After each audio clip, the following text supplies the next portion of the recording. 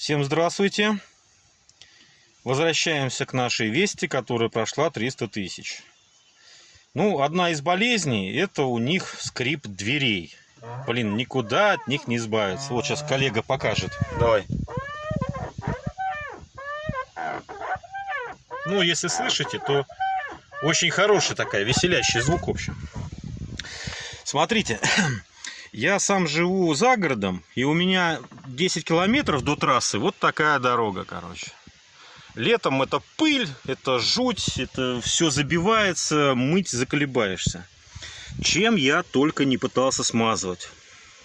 Все вообще смазки я перепробовал. Последнее это было вот обычный солидол. Я сюда засыпал, как говорится, засунул. И эта пыль, все это превращается в наждачную бумагу. Так вот, сосед точно с такой же дорогой и с точно такой же проблемой показал мне простой способ. Вот он, называется свечка. И что я вам могу сказать? Вот передние двери я пока оставил так, задние я обработал вот этой вот свечкой.